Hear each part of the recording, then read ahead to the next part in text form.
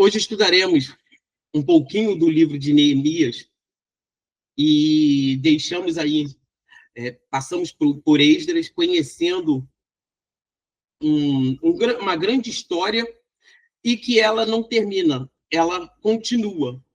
O livro de Esdras e Neemias, ele era um compilado só. E passado um tempo, Jerônimo,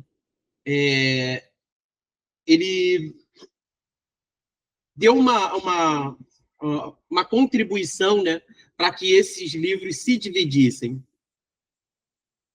E Neemias, ele passa a ser um livro isolado, também isolado, separado. Então, assim, quem era Neemias? Neemias tinha o seu cargo de copeiro do rei Artaxerxes, na Pérsia. Um cargo de grande confiança e responsabilidade. Por quê? Esse cargo, ele é de grande confiança e responsabilidade. Porque o copeiro, ele é aquele que bebia primeiro o vinho, ou bebia a água, bebia tudo aquilo que iria para a mesa do rei, primeiro tinha que passar pelo copeiro. Muito se tinha, né, essa questão do envenenamento aos reis.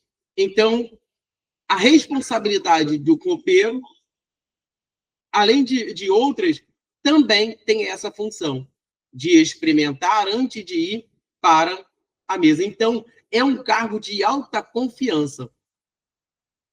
Não colocaríamos ninguém para provar a nossa comida antes de chegar até a nós, se não fosse um cargo de confiança, se não fosse uma pessoa confiável que você tem ali. Neemias tem uma principal missão. E qual é essa missão de Neemias? Ele, ao saber que os muros de Jerusalém estavam destruídos e deixando o povo vulnerável lá em Jerusalém, ele, envergonhado, ele orou, buscou permissão do rei e liderou uma reconstrução ali dos muros. Ele tem a responsabilidade, e responsabilidade essas que tanto ele quanto, juntando os dois, Esdras e Neemias, ele tem uma responsabilidade. E especialmente Neemias, ele vai contribuir com algumas reformas dentro do povo de Israel. Dentro, fora, ali. E há, no nome Jeremias,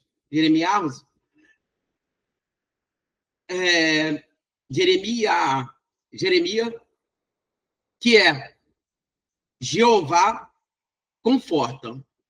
O significado é Jeová conforta. Essas reformas, desde o primeiro capítulo, iremos começar a ver essa reconstrução ali do povo de Israel. Lembrando que o povo de Israel tinha voltado do cativeiro, muitos ali se instalados em Jerusalém, cidades vizinhas, e sai um decreto do rei Dario para que alguns voltassem, Esdras voltasse, para começar ali uma reforma. Porém, essa reforma começa, dá uma parada, depois recomeça de novo e dá uma parada. Neemias, ele vai, após Esdras, depois de 13 anos, ele está ali. Então, há uma ida e volta, né, de Neemias. Então, vamos pegar essas estruturas do livro de Neemias e vamos dividi-la em duas partes. no livro de Neemias. São 13 capítulos. E 13 capítulos que dá para ler em um dia, tranquilamente. O importante não é só fazer a leitura, ler por ler. Porque quando você lê só por ler, você vai pegar alguns textos que é bom. Usamos muitos desses textos dentro da igreja, mas também temos que entender que um texto, um versículo, ele tem um capítulo, e em cima deste capítulo há uma história, há um enredo acontecendo ali. Então, temos que olhar não só para o versículo, mas sim para o contexto histórico, temporal e também cultural, tá? Vamos dividi-lo em 3 partes. A primeira parte vai do capítulo 1 ao 7, a reconstrução dos muros em Jerusalém. E essa reconstrução dos muros de Jerusalém, ela é uma reforma física. Ela é uma reforma física. Essa sessão, dessa parte de 1 ao 6, ela narra a chegada de Neemias a Jerusalém e a organização da obra. Capítulo 1 ao capítulo 2, a missão de Neemias. Neemias, que é o copeiro do rei Artaxerxes, em Suzã, fica sabendo da situação desoladora de Jerusalém. Muros caídos e portas queimadas, ainda devido à invasão territorial que levaram o povo cativos. Ele ora e jejua a Deus.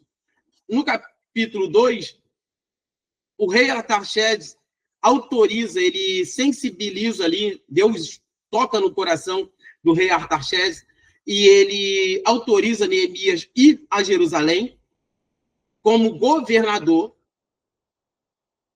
para reconstruir a cidade. Ele chega, inspeciona os muros à noite e motiva o povo para começar a obra. Aqui, vamos dar uma pequena pausa. Ele motiva o povo a recomeçar a obra. E aqui eu vejo uma característica de liderança muito forte.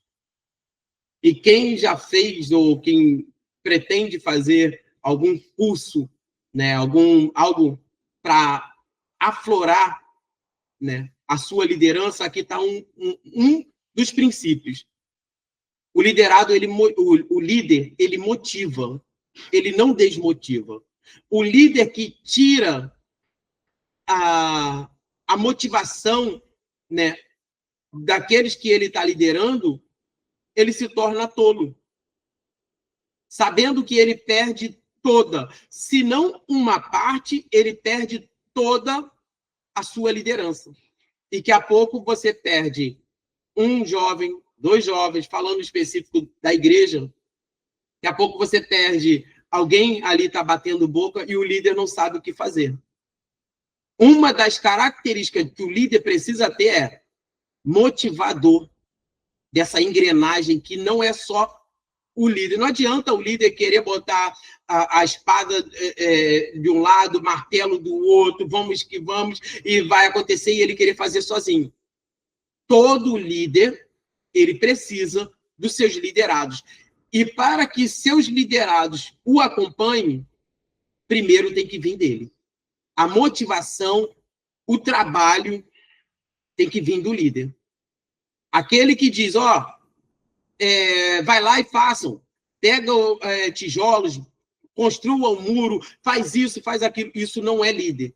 Isso se chama ditador. Quem dita a regra. Só manda fazer e não bota a mão no arado. O líder, que é líder, ele é o primeiro a executar a obra.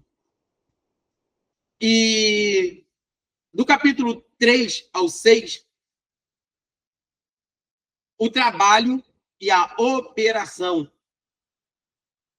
ou melhor, a oposição. Do capítulo 3,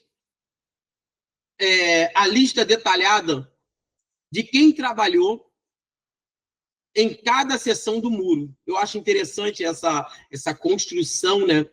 E a organização que Neemias coloca ali para cada um fazer aquela parte do muro.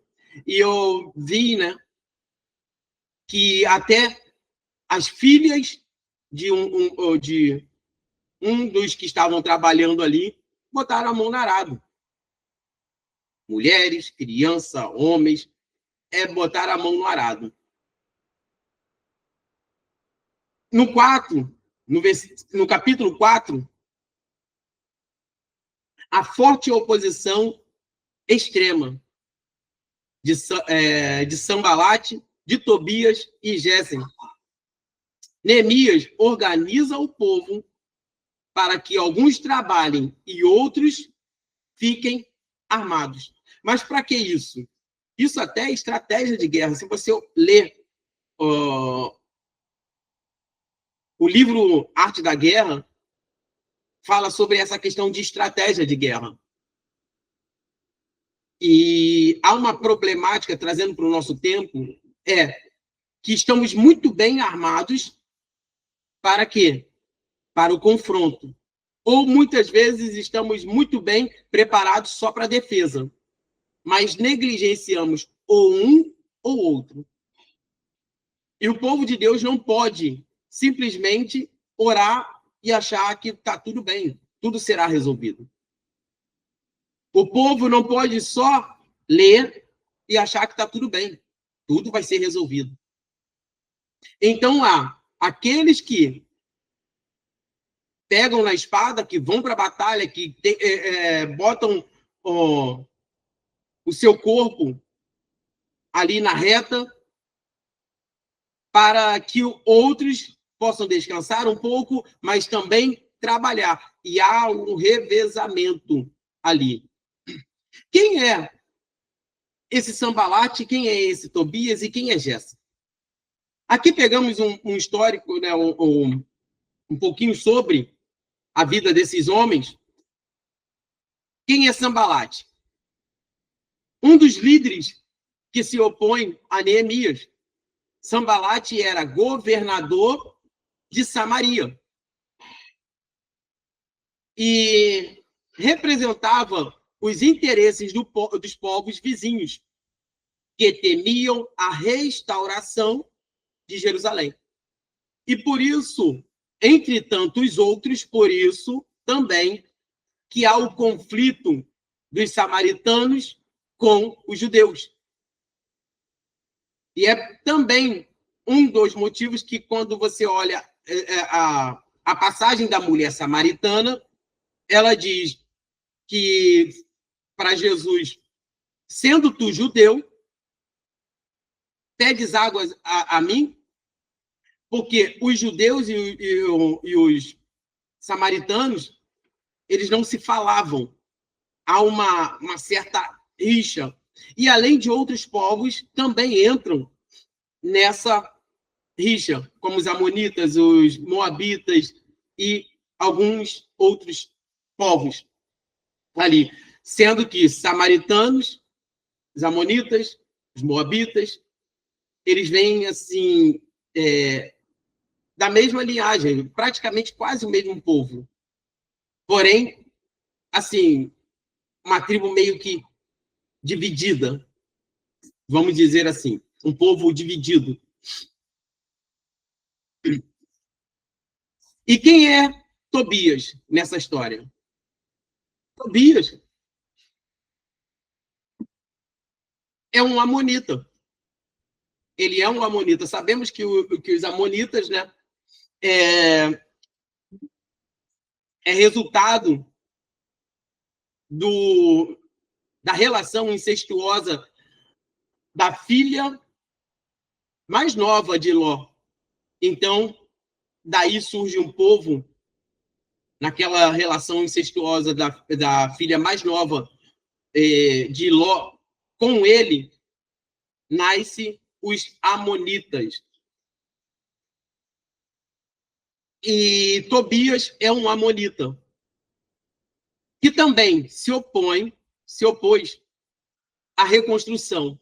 Tobias tinha um laço com a elite local e buscava manter status ali. Tobias também, ele era como se fosse sacerdote, né? Então, ele estava dentro, mas também estava fora. É um cara que estava dentro, mas trabalhava para os que estavam ali fora, fazendo essa rixazinha para desmotivar o povo a restaurar Judá. E quem é Gessem? Gessem é um árabe. Gessem trazia a perspectiva externa à oposição, representando os interesses de povos que não desejavam ver Jerusalém restaurada. Então, Gessem é esse homem que também está ali trabalhando juntamente, aliando pensamentos para que juntos eles atrapalhem essa reconstrução que cresça ali.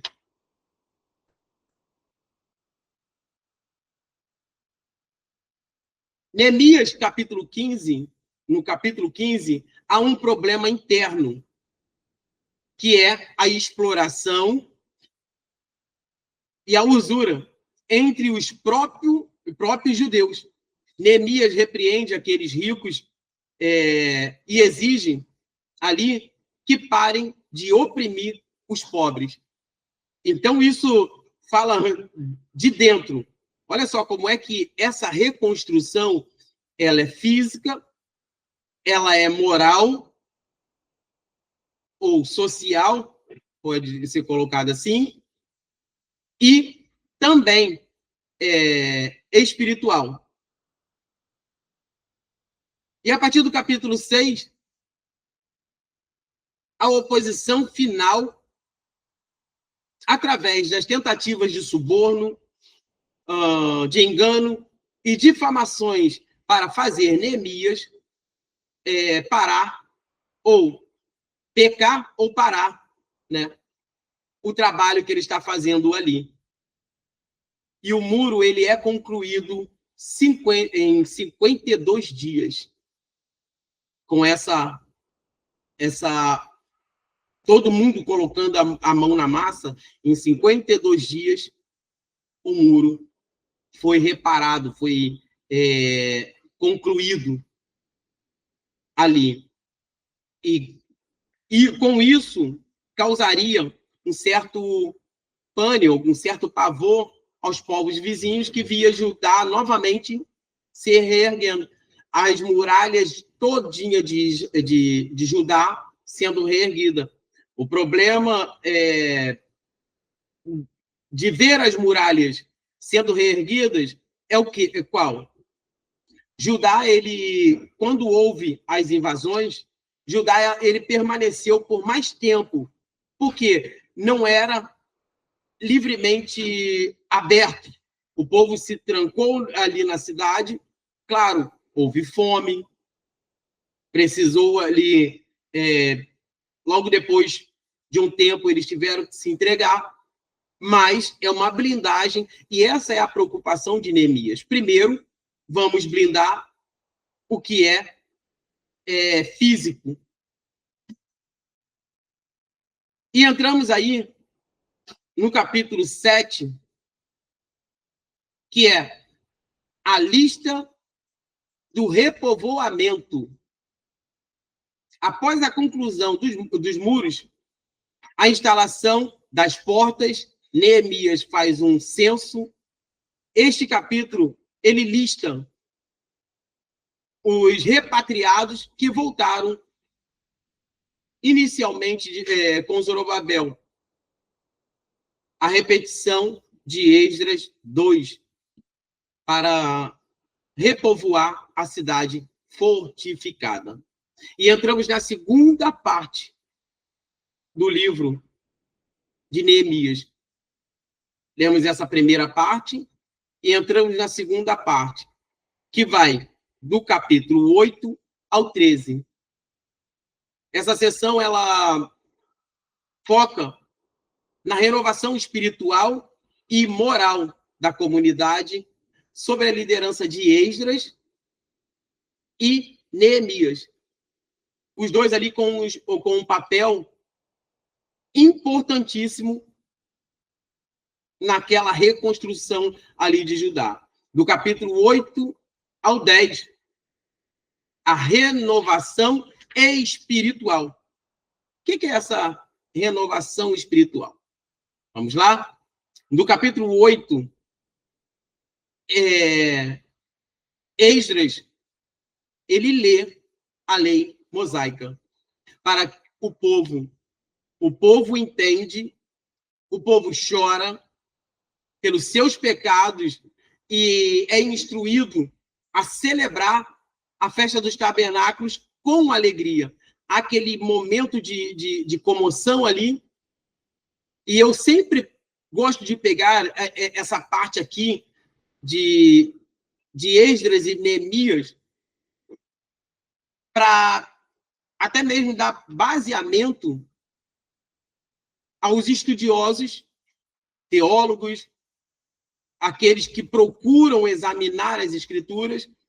E eu sempre digo, não há uma conversão, não há, gente, uma conversão só orando. Não há. O que liberta, o que tira o homem da ganância, o que tira o homem do caminho errado é a palavra. Porque sem a palavra, você vai orar, e muitas das vezes ora errado. E tem muitas pessoas que fazem isso. Vivem uma vida de oração, assim, lá em cima, mas até oram como os mundanos. Ou oram como, vamos dizer, pentecostais, mas oram errados. Oram errados. Mas por que oram errado? Porque falta entender as Escrituras. Falta entender a palavra.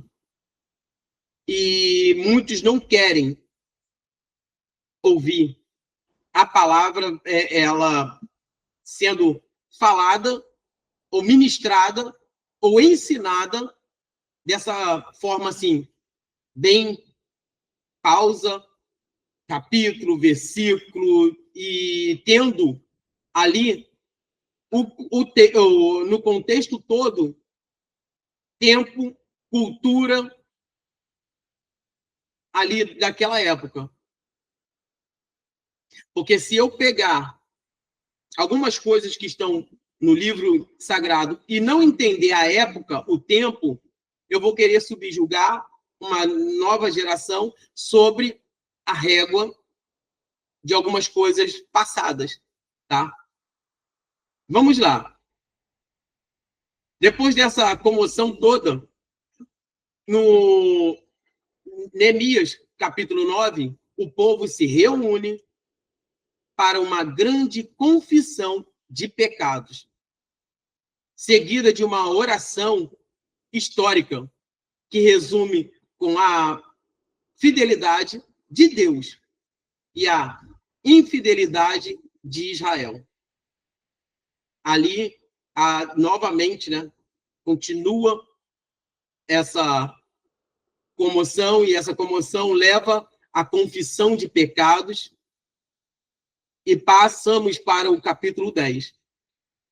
O povo sela um pacto, isso é uma aliança, solenemente, para observar a lei mosaica, que tanto eles, seguindo reis ali, alguns não, muitos reis que vieram sobre Israel, abandonaram a lei mosaica.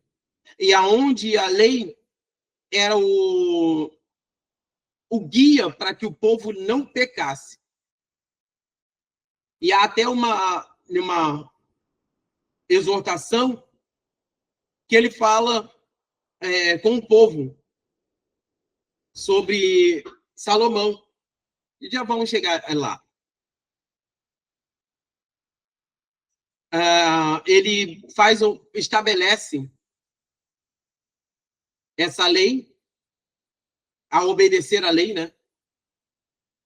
E não se casarem com estrangeiros e sustentar o templo e seus serviços. É aonde que eu iria falar, né? Ele chega para o povo, exorta, porque quando ele chega, o povo está fazendo a mesma coisa, gente. No meio dessa restauração, o povo está fazendo a mesma coisa que os levaram cativos. Casamento, e aonde que vai exortar? Olha, não façam como Salomão, que casou com mulheres estrangeiras, e com isso trouxe ídolos, né, para dentro de Israel,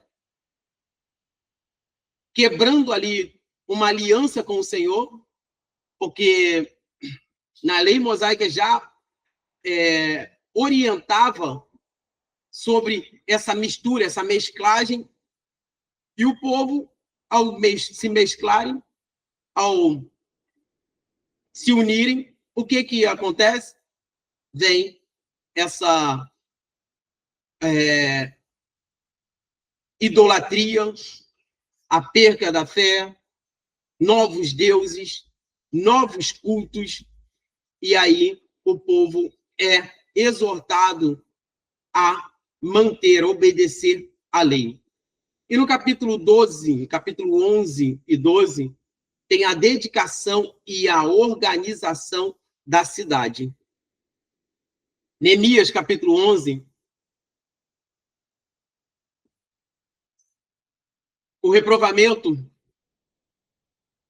de Jerusalém e o repovoamento de Jerusalém e das outras cidades, líderes e 1/10 da população são selecionados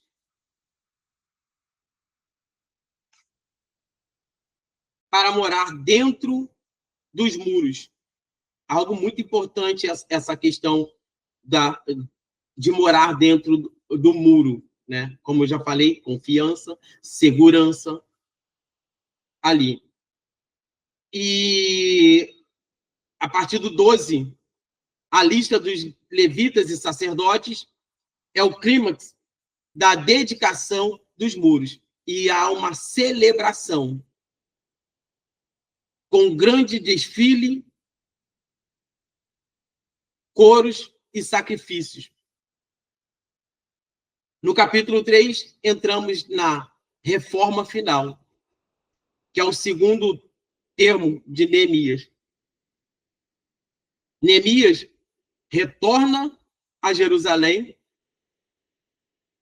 após passar um tempo na corte persa, que já é o seu segundo mandato. Ele encontrara várias infrações do pacto, como teve no capítulo 10. Há uma exortação, há uma petição, há uma confissão ali dos pecados, mas quando Neemias sai, volta. Sabe o que eu vejo semelhança aqui? É quando Moisés ele vai para o monte, fala com Deus, e depois de 40 dias, quando ele volta, o povo já tem um bezerro ali de ouro adorando. Claro, aqui o povo volta a fazer algumas práticas e é isso? Algumas práticas e realiza novamente as reformas vigorosamente. Reformas essas. Ele expulsa Tobias, que havia, e olha, quando você lê o texto, há uma certa ira, né, em Neemias, quando expulsa, né, Tobias, que tem um percentual aí nesse desvio de conduta do povo também. Ele expulsa Tobias, que havia se instalado no templo, reestabelece e sustenta o sustento dos levitas, e até mesmo algumas pessoas pegam esses textos para falar sobre sustento, né, de muitas pessoas hoje, quem trabalha na obra e coisa e tal. Mas faz o povo guardar o sábado, contra os comércios no dia santo, e lida com questões do casamento misto, com mulheres estrangeiras e purificando os sacerdotes.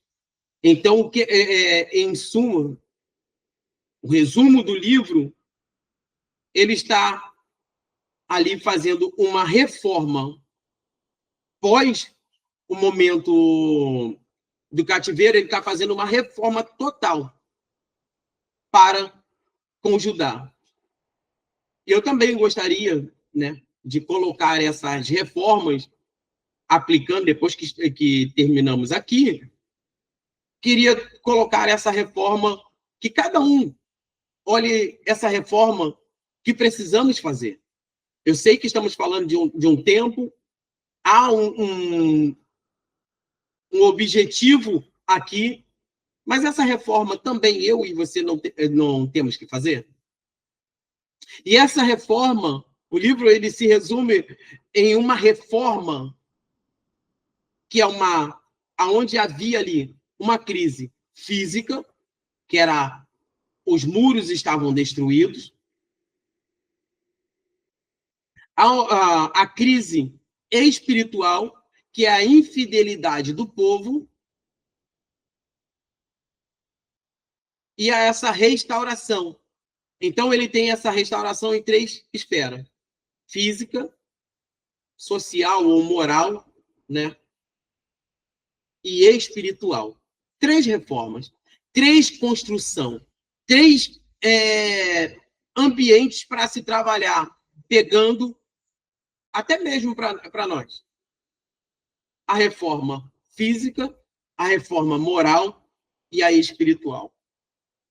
Amém? E assim termina o livro de Neemias, e na próxima aula traremos o próximo livro, estaremos falando, abordando bastante o assunto aqui. Amém?